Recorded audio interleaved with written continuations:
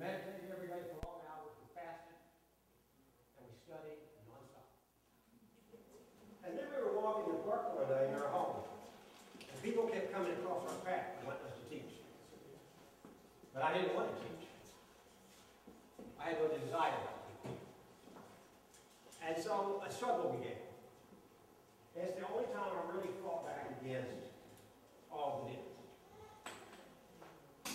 And it got so bad, I had learned a lot in 10 years. I knew how to manifest things, I knew how to listen. And so every day it was a constant battle. The time I got up not to teach, I didn't go out of the house because I knew I'd end up doing that. So it lasted. I held it up for 3 months. It wasn't a pretty 3 months. Because it kept getting tighter and tighter down the nipples and fitness. I would manifest something, and toward the hour, it just crumbled in front of me. So a friend of ours came and said, I just got elected president of the Dowsing Society. I would like you to come be there while I get this honor. So I checked it out. Was it safe? Could the universal one, could God trick me into teaching? It looked safe. So we showed up, we're having a good time, and I forgot. I was having a good time. So in the middle of all this man walked up to me, I just met and said, do you teach? And all I could hear were, I had your back on top of my head. That was good. Let's see you get into my house.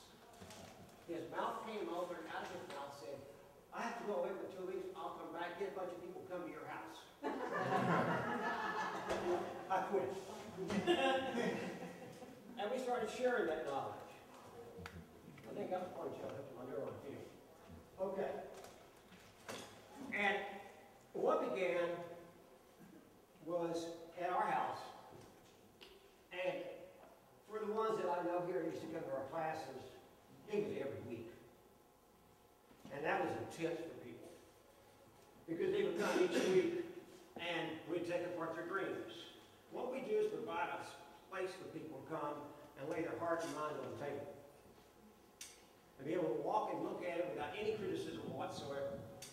They're totally accepted. It doesn't matter what you look like. Okay, thank you, brother. I'll tell Mom. So, it doesn't matter what sex you are, what color you are, what your body looks like. I'm not interested. I'm interested in your spirit. I'm interested in the fact that you're waking up. That's the most important thing. So, in this time we begin to put this show together, I wrote basically a book. Well, I had to cut that down. Richard said, you got a couple hours, Jeff.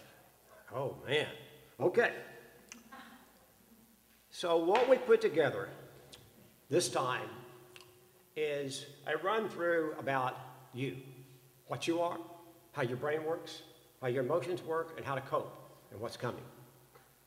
We wanted to send you home with tools this time on how to deal with fear, how to deal with all the stuff you're seeing around you happen all the time. Because in this life, it's changing so rapidly, you need tools.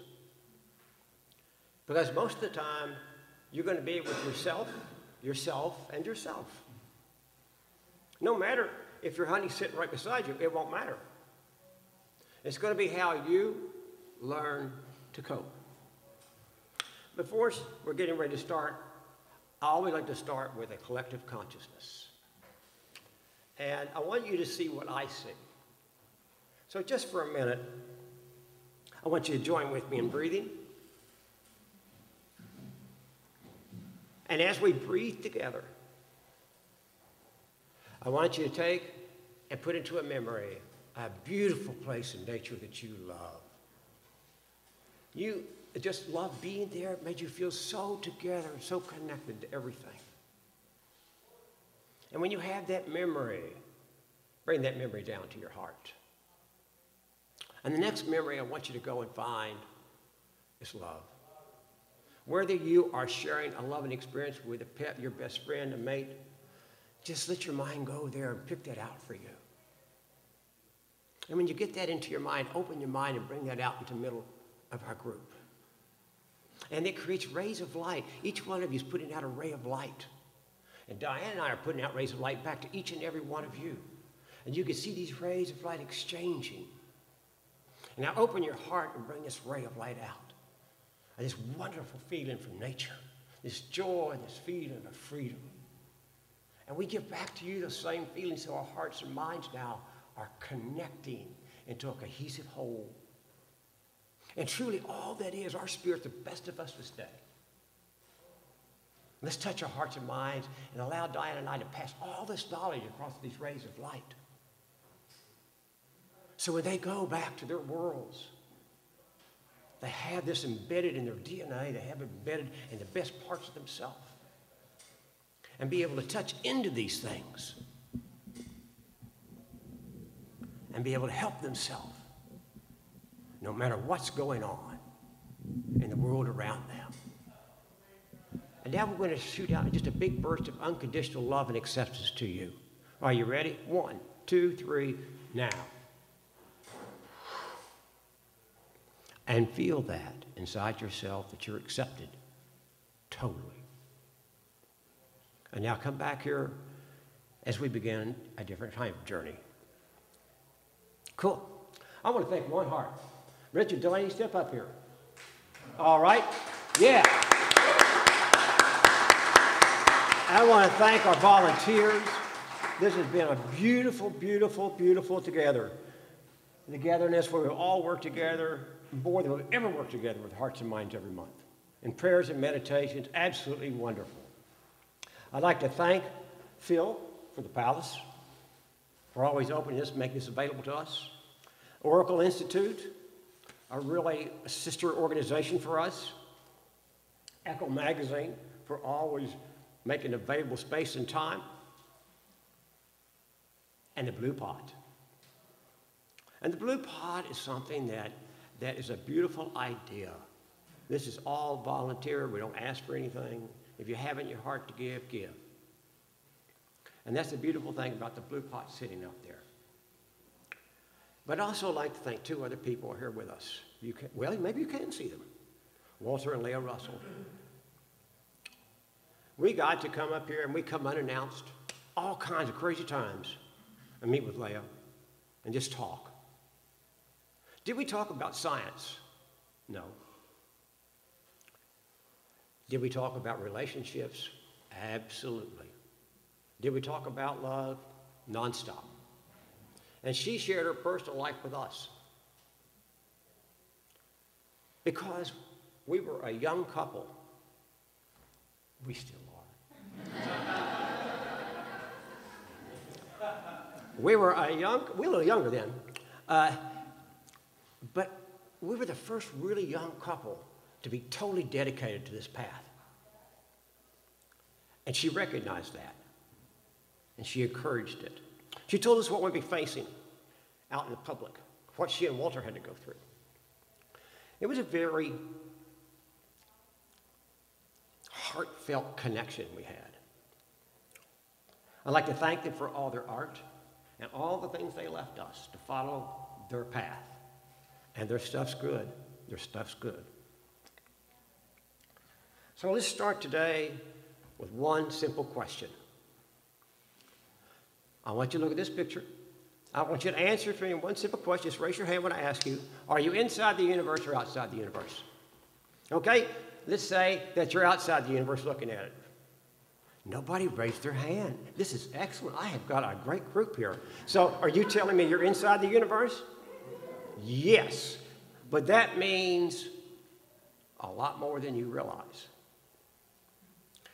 You're inside the body of all that is. It's communicating with you nonstop. And you're communicating it nonstop. Period.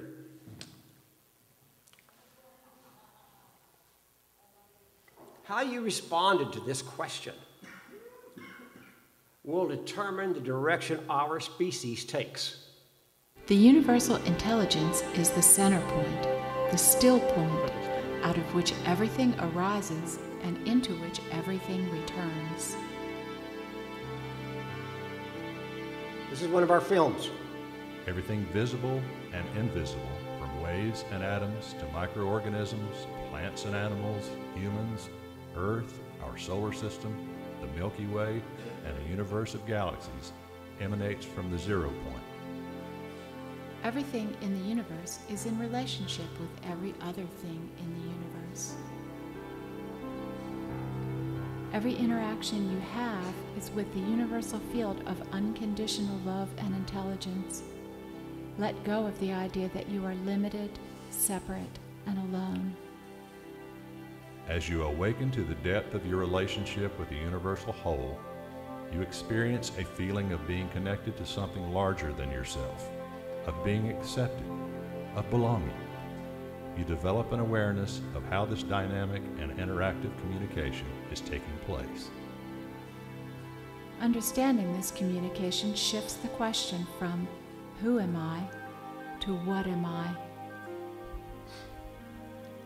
You realize that your body is a wave field composed of trillions of microbes and human cells that are energetically interacting with each other and with the universal field around you. These relationships are being shaped with every thought and every feeling, conscious and subconscious, every second of every day. You are a symbiotic wave field in relationship with all of the other wave fields of the whole. What is created is determined by the desire behind each thought and emotion. Understanding what we are and the way we create our reality is the journey of the human race in the 21st century. It is time to wake up.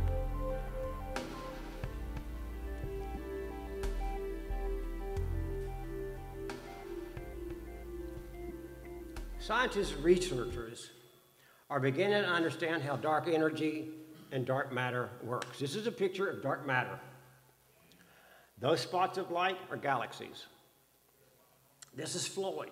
You think that when you look up at night, it is not connected and it is connected. And they're finally being able to take these pictures and show us all the rest of the 95% you can't see. Particles that in the beginning, before the Big Bang, stayed connected after the Big Bang. In the quantum state, the deeper we go in defining a unified field, the more we find an underlying intelligence, a quantum consciousness that remains entangled, a non-material, dynamic, self-aware universe, a self-aware intelligence. I took this out of my talk, I'm going to put it back in. There's a mathematical code. The deeper they went, the deepest they've gone into the universe so far, they found ones and zeros. In symmetry superstring theory, they found a code. It's a self-correcting code. The universe is set up to correct itself. It's been touched on in the other speakers. It's actually there.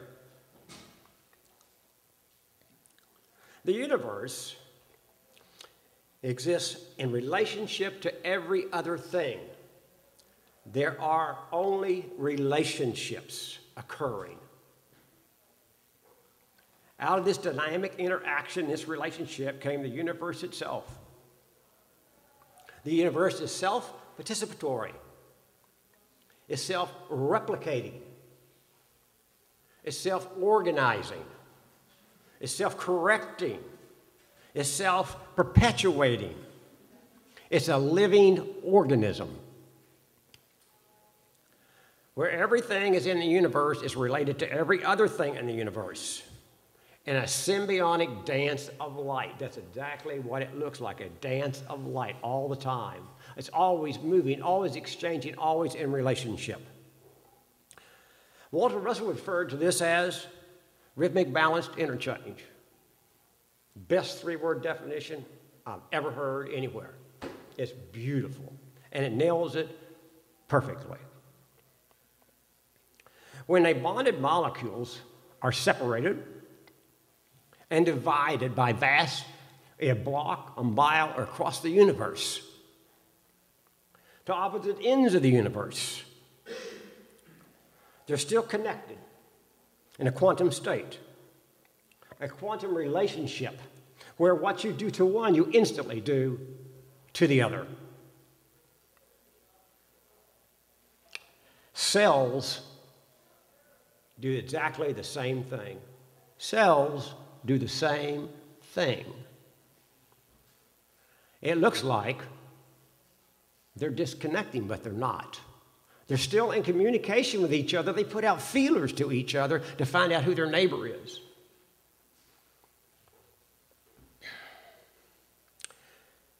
What are we learning from this? That the universe is a vibrating, living whole, and you voted, you're inside of it. And that means you're in relationship with it. And there's nothing in the world can get between you and that relationship right there that you're looking at. This is an all-sky map of the universe. You see galaxies, and in between these clusters of galaxies, all this other matter exists. It's all connecting, vibrating, and living. And this symbiotic dance of light. And in symbiosis, flip up symbiosis for me. In biological terms, a close, prolonged association between two or more different organisms, a different species that may, but not necessarily, benefit each member. A relationship of mutual benefit or dependency. We've broken this down in other talks. I'm not going to do that today, how all that works. But it's in a dynamic flux. There is no I. There is no one. As in the idea of you are separate individuals. When it comes to humans, the stars or the galaxies or the cells inside of you, it's only a we.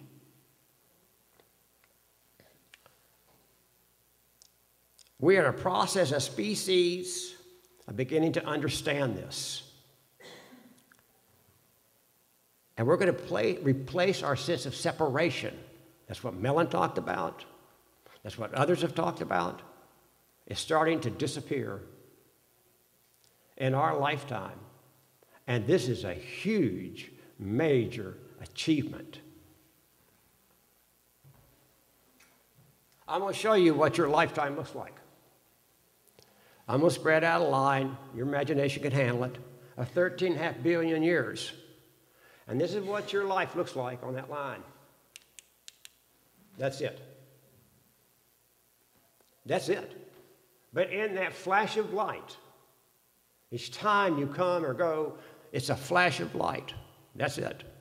But in that flash of light, you have lived, you've experienced all these things that add to the collective.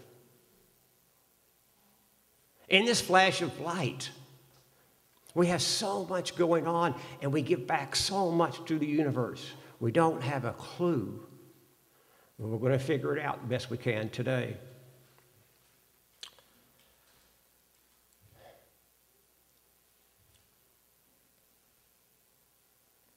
There's a little reflection on my paper there.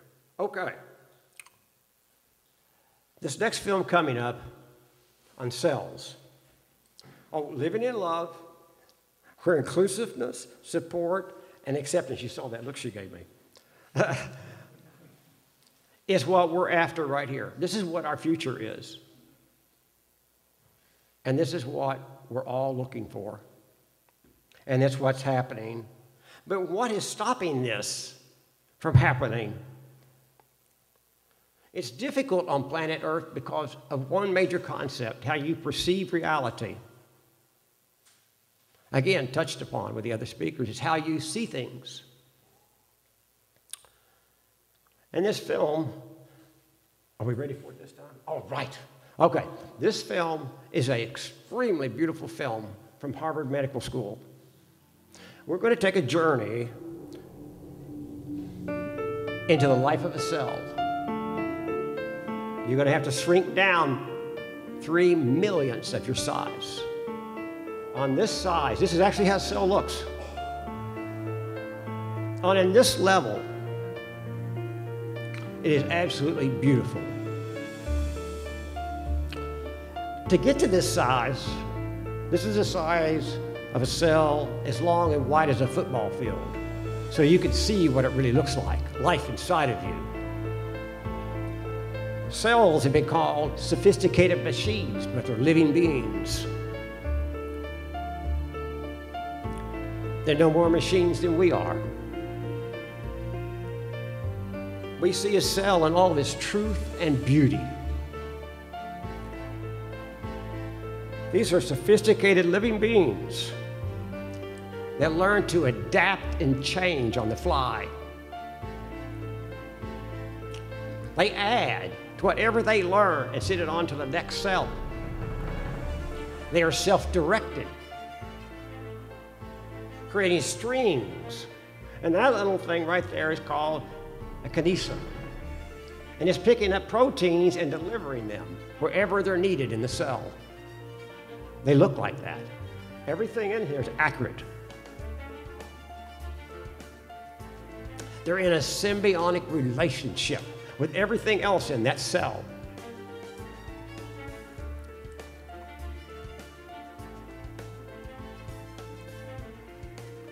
Now, little kinesins like the FedEx delivery man. That's his job. There are 100,000 in one cell. 100,000 of those little kinesins. There's such an underlying intelligence. How can you not understand by looking at this? There's an underlying intelligence behind all this. It's incredible. It's a state of cooperation. You cannot exist without this cooperation. It's not going to happen. It's based on relationships inside of you. 100 trillion relationships.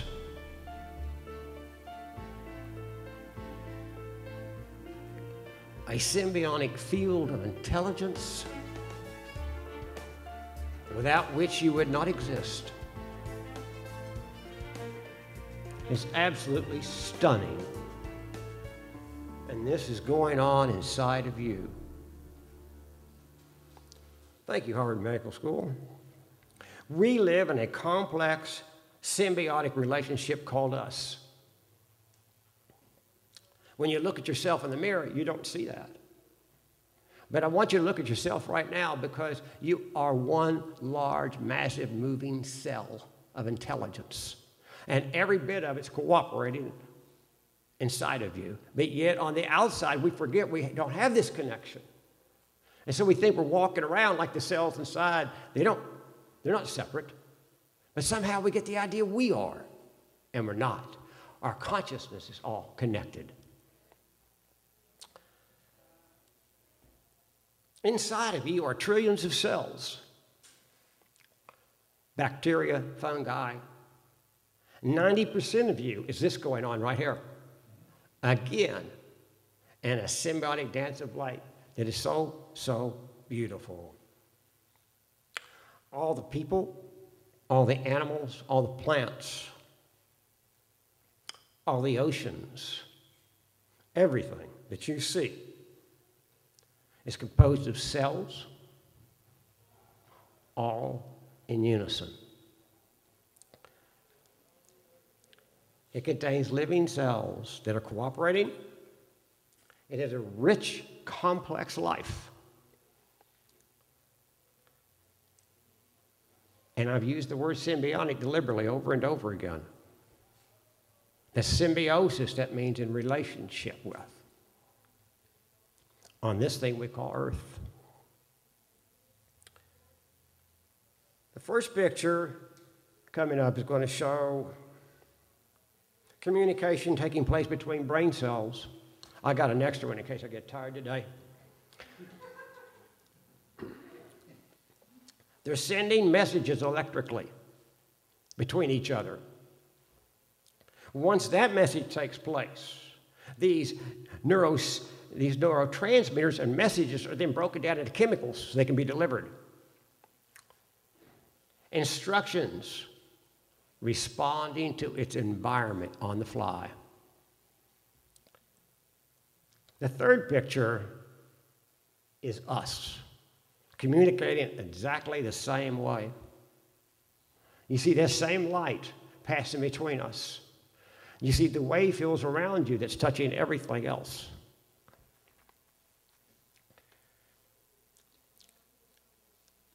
It's the same as neuron cellular communication. It's happening between us every moment of every day. We appear separate, but we're not. So we went out to find a film that would show you a comparison between the brain and the universe. And we found this called on the Geek Station. It's really well done. It's a piece of news.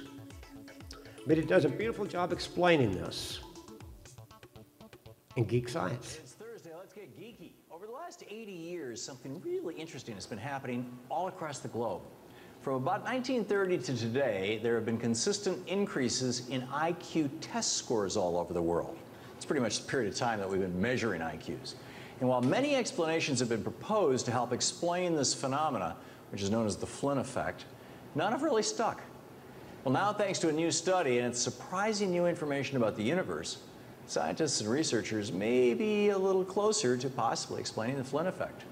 According to a computer simulation run by a group of researchers, the universe may be growing much like a giant human brain. The study, published in the journal Nature's Scientific Reports, suggests that some undiscovered fundamental law of physics may govern and explain the growth of various systems, both large and small, like the electrical firing between neurons in the brain, the growth of social networks, and even the expansion of galaxies. Studies of the past have shown that brain circuits and the internet look very similar. But despite this similarity, nobody's been able to develop equations to predict how computer networks, brain circuits, or social networks will grow over time. But using Einstein's equations of relativity, physicists and researchers can retrace the universe's birth and growth since the Big Bang and see how it has expanded outward ever since. So the team of researchers on the study decided to see if the universe's accelerating growth could give insight into the ways that brain circuits and social networks expand. The team created a computer simulation that broke down the early universe into the smallest possible units, or quanta, of space-time, smaller than subatomic particles. The simulation linked all the quanta in a massive celestial network that were causally related. As the simulation continued, it added more and more and more units of space-time to the history of the universe, and as a result, the network connections between matter and the galaxies also grew. When the researchers compared the universe's history of growth to that of social networks and brain circuits, they discovered that all of the networks expanded in very similar ways. Dmitry Kryukov, one of the lead researchers on the studies, says that it is highly unlikely that, to use his phrase, the eerie similarity between networks as small as the brain and as large as the universe is just a coincidence. He also says that, quote, for a physicist, it's an immediate signal that there is some missing understanding of how nature works. So what's the bottom line to all of this? It now appears highly likely that there's some yet to be discovered law that governs the way all networks grow, regardless of their size. But let's revisit the Flynn effect for a moment. For decades, the IQ of the world's population has been consistently increasing, and no one's been able to determine why. Well, what if our intelligence, what if our consciousness was directly related to the universe? What if, as the human race, what if the human race gets smarter as the universe grows larger and larger? Could it be possible that we're all part of one massive brain known as the universe? And that our consciousness grows with time because it's an expression of the consciousness of the universe? Boggles the mind. Well, what do you think? Okay, let's take this one step further. And let's look at a side-by-side comparison. Here we can see side by side the universe and the brain cell. No luck, no chance. Okay, now, let's stop here just for a second, and we're going to put a plug in for ourselves. Okay? Now, we like making our own films. Last year, we used our own films. You saw that I used different films this year. But what we're looking for, because we're coming out of the mountains to teach now, and we don't have high speed. So if somebody's got a house out there they're not using, or a vacation home they're not using, and has high speed in it, let us know. So we can come out of the mountain for 2 or 3 weeks at a time to connect and build these networks. Right now, our high speed is McDonald's. And we're not joking. We drive 45 minutes to a McDonald's. Now, we live in a great place. It allows us to think. It allows us to be separate. We have no psychic pollution. It allows us to think like this and put these things together. But boy, just sending an email, we walk a mile up the mountain and a mile back. And in wintertime, it's no fun. So if you know those things out there, we also created a nonprofit to help us with our funding. So if you're a person who has really skill in grant writing and grants, then come and see us. We'll put you to use. Now we're going to switch. I think we've established a foundation here. Is there any question in anybody's mind about this connection that we're talking about, the oneness and how it all works? Good. Let's go to step 2, your brain. Okay? Within this complex web of life, the human brain, often guided by your hearts, holds center point. And this Stanford School of Medicine, this is a film of your brain. This is the landscape of your brain.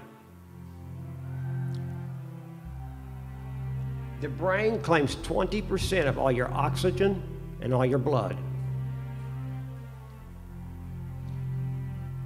The human brain contains 400 miles of blood vessels. It contains billions and billions and billions of neurons. Each neuron has between 1,000 and 10,000 connections, making up 10 trillion of these inside of you.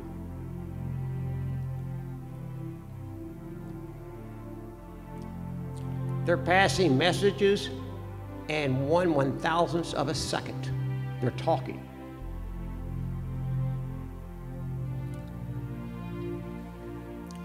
Each time you have a new memory, you learn something, it makes a connection from 3 or more to other neurons, and that will spread.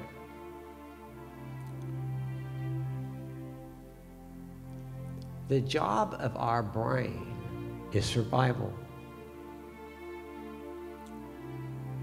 No, it's not partying. It's not having a good time. It's not being on your computer.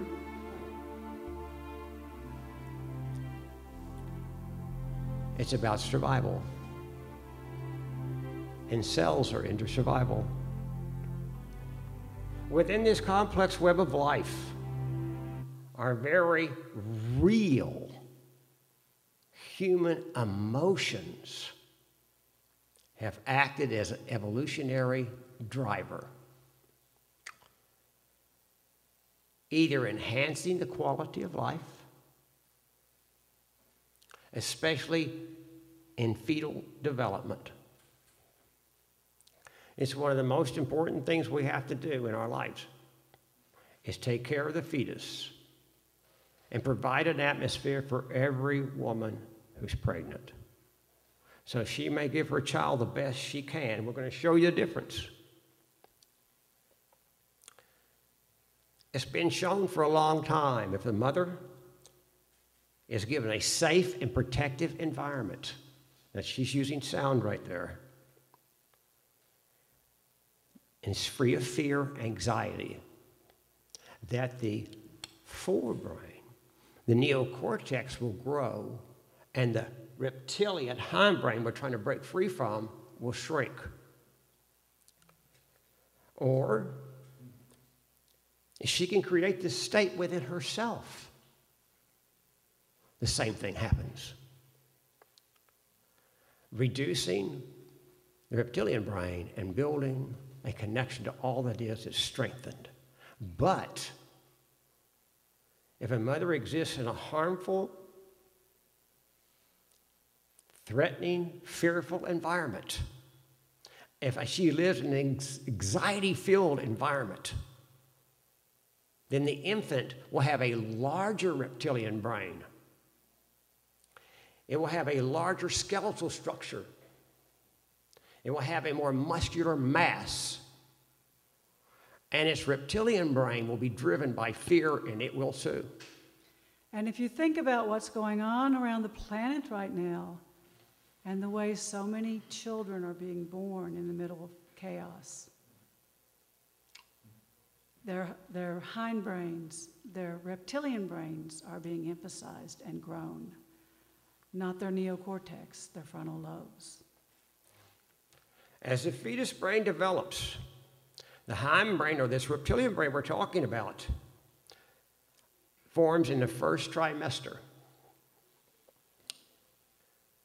Pregnancy's main function inside is to respond to the environment and survive in it. It's not loving you per se, it's trying to survive. In other films, we've broken this down much clearer and cleaner. In the second and third trimesters, the mammalian brain, the brain that we all share with other mammals, begins to take place. It starts to grow along with the more advanced forebrain. In the fourth trimester, that's after the fetus is born. In the fourth trimester, you get the development of the frontal lobes after the fetus is born. The first 2,000 days are what our civilization is resting on right now. It's important that we understand and start giving this opportunity to children and pregnant mothers, to give them the food, give them the shelter, give them the place so our civilization can continue.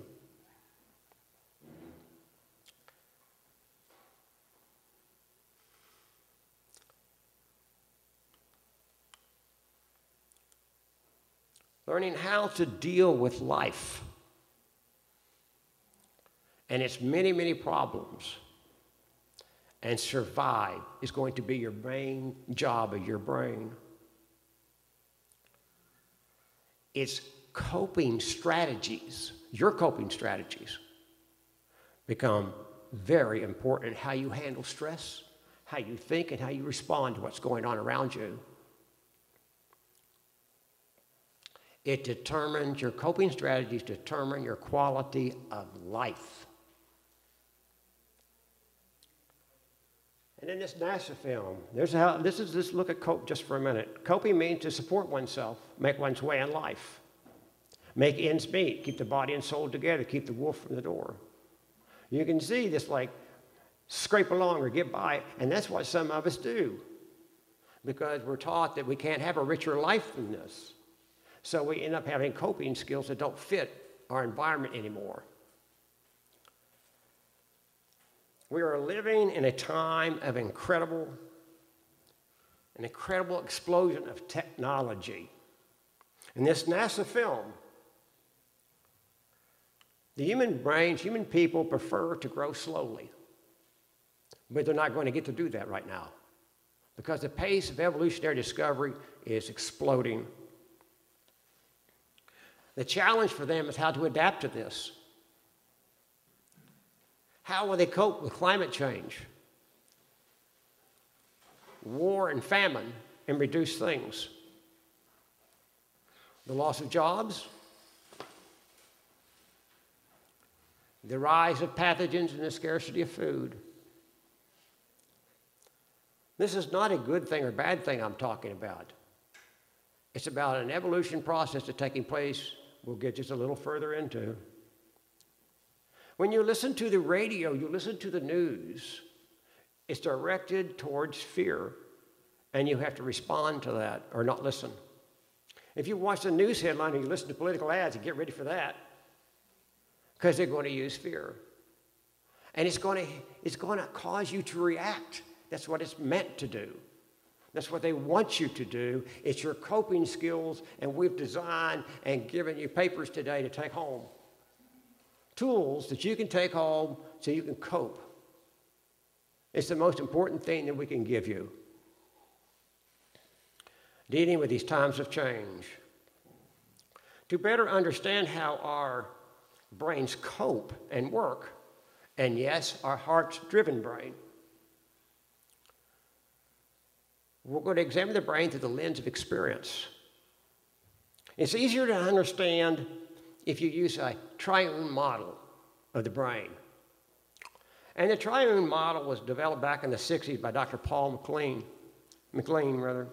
He was an evolutionary neuroanatomist who developed this model. That means triune stands for three brains in one.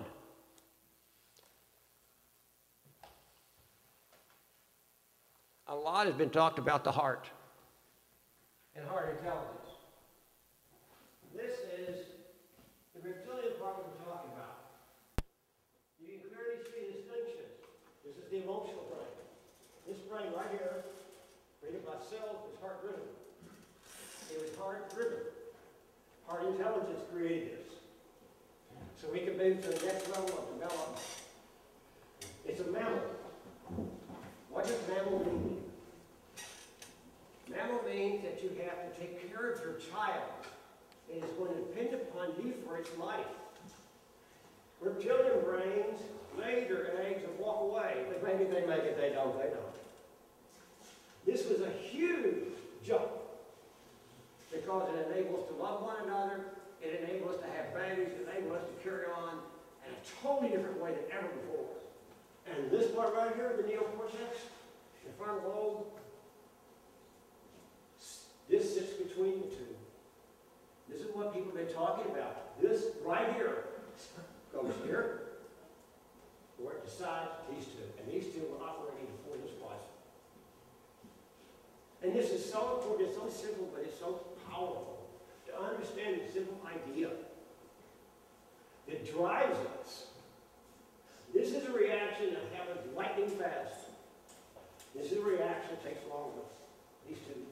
Each one of these is separate, and every day and every second they're competing. They compete inside of you. And how they compete is what you want to know. Oh, that's awesome. That's my little one. But okay. So you can see that it's a seamless whole, but it's got three separate parts. Evolution and adaptation. These three brains, the midbrain you saw, all interplayed with neural networks. And these neural pathways, they're inseparable, but yet they compete. Training ourselves to develop and heal ourselves with good coping skills. And coping skills have to be learned. We have to be able to jump and heal our own emotional wounds that we've discovered within ourselves, we've experienced. The reptilian brain is the oldest of the three. It contains the body's vital functions. The heart rate, the breath, the balance, the temperature. Survival depends upon it. It thinks nothing but survival. It works instinctively. Who here knows what instinctive means? It means it's automatic. It doesn't think. If you saw that in a dark alley one night, are you going to react instantly? You bet you will. Okay. So instinctive means automatic. And we have three responses. You get to fight, you get to run, or you'll freeze. That's all in that reptilian brain. Reptilian brains are strongly represented and stimulated by the act of seeing. 80% of your information comes through your eyes. And it's affecting the reptilian brain instantly. It's how we get to it after that that's important. It's equally important to remember that the reptilian brain cannot tell the difference. It can't tell the difference between the mirror image and this imagination inside of you. When she looks in the mirror, she sees herself as fat. It's not even true. And the brain takes the image in the mirror and it works off of that. And this is why you see young ladies having such a hard problem. They think they're fat and they're not. It's the way their brains work. They're not able to love themselves because their reptilian response patterns are taking over and they're coping that way. That includes, look at the shadow on the ground, the images projected by your own imagination inside your own brain. It can tell the difference between the outside and the inside images. It cannot tell the difference between your imagination. Imagination is something, do you just let it run and do whatever it wants half the time? Sure. But it's responding to your images and it's coping with them. Essentially, anything that has to do with survival, such as sex, power, self-image, and food, will be a trigger for the reptilian brain just like that. And what do you think this next sentence means? It's important to note that the part of the brain that responds to physical pain also responds to emotional pain. Think about that for a minute, okay? Because it's responding to emotional inner pain right there. That means the same part of your brain that responds to pain responds to emotional pain exactly the same way it's threatened. It sees emotional pain as just as deadly, and it responds accordingly. They didn't teach us this stuff in school. They don't teach us this. It would have helped us if we had this knowledge. It would have helped me, I can tell you that.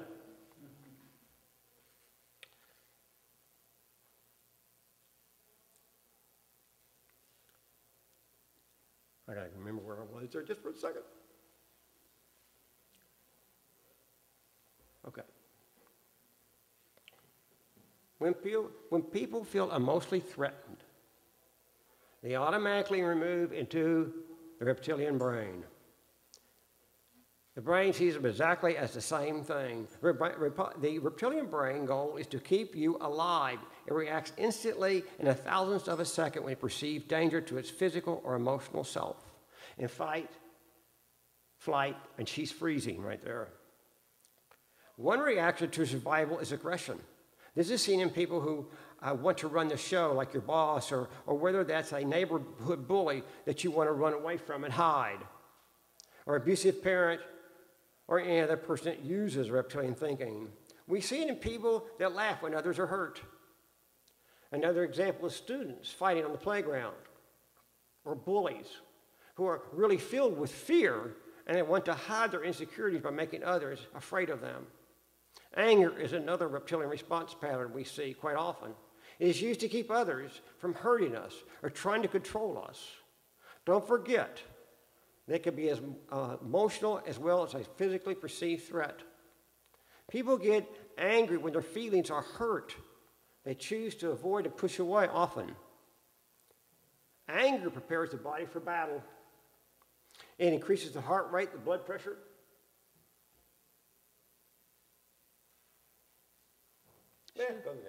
Oh, and danger didn't show up because it's red. This is actually a tool that didn't show up because it's red. I guess so. And real quick, take the word danger, okay? You know how to spell danger. And take the D off and separate it, and you get anger. It's a good way for you to remember that danger often responds to anger. So it's easier for you to cope and look at that when you see that. Just take the two apart.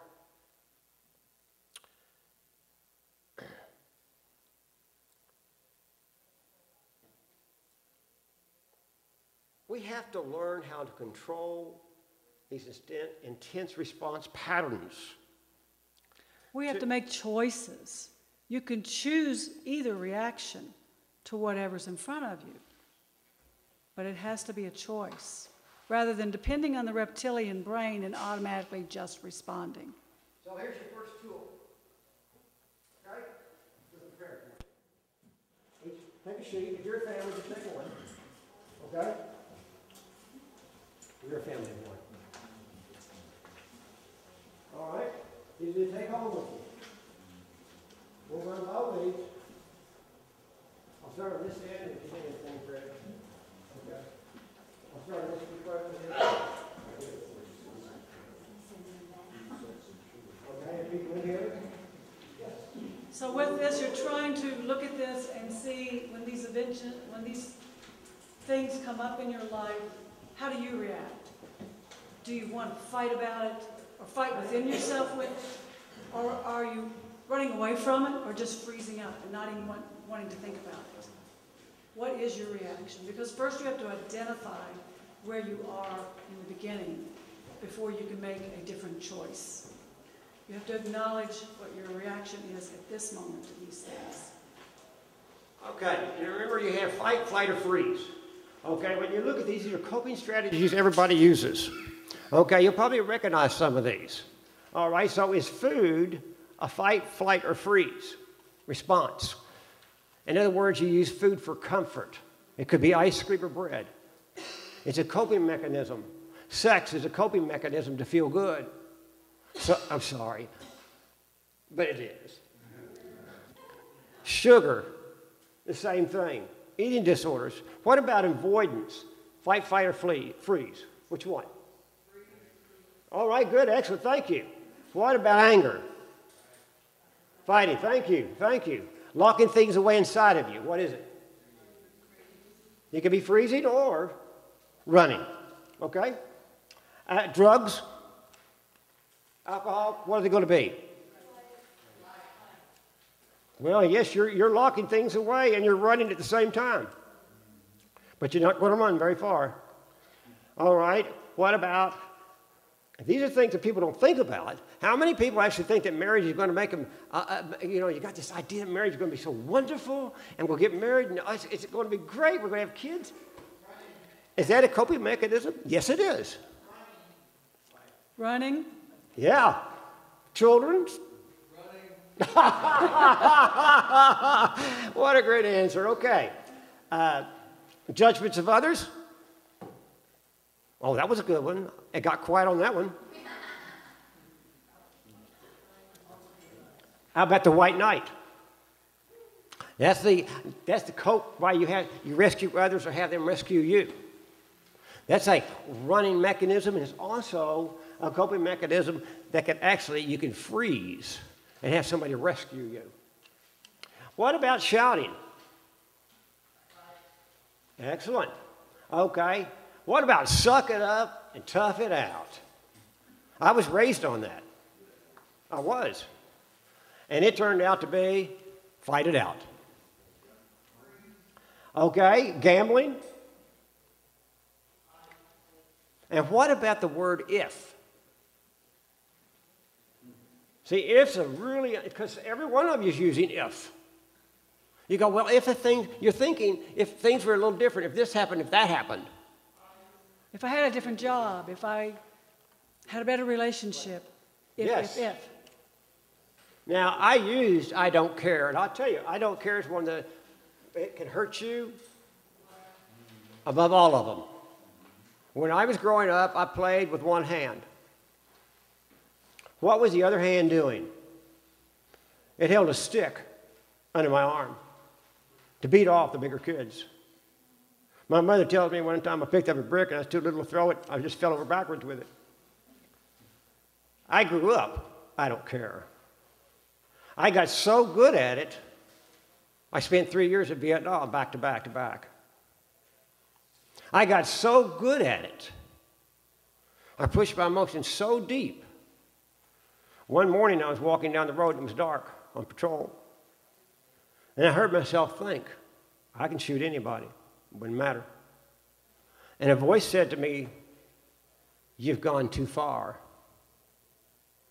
And I didn't even think there was another voice. I didn't, it never dawned on me until later. But I said back, I don't know how to get back. I don't care can really hurt you.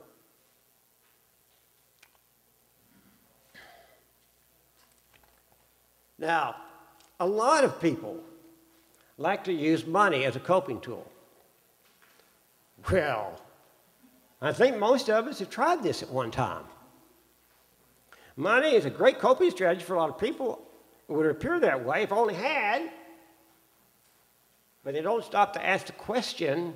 Remember, we were talking about that earlier in questions today, and another talk that was given by Davey.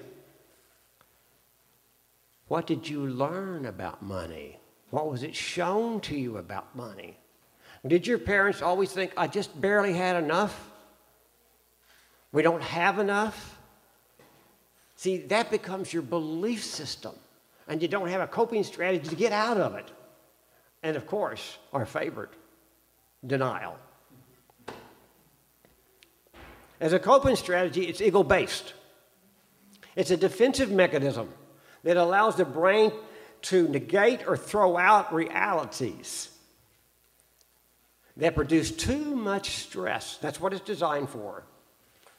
The human that can't handle the stress, it throws it out. As a human coping mechanism, our brains block out fears by focusing on daily trivials. It can be texting.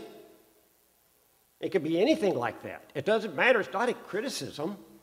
It's a coping mechanism. But it's not going to help you. Well, I should say, you can go ahead and use it if you'd like.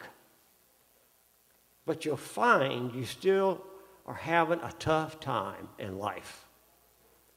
There is no judgment in this. There is no good or bad at what we're talking about. It's just awareness training. That's it. Now, the mammalian brain, that beautiful emotional brain created by heart that we talked about earlier. Mammals have there we go, thank you. Mammals have babies that are completely dependent upon their mothers for survival. This very vital and important brain helps us to establish an emotional attachment to others. It serves as our link to the thinking neocortex. It enables us to know, to feel, and identify the feelings we are having. It helps us to understand ideas like judgment, preferences, and attitudes.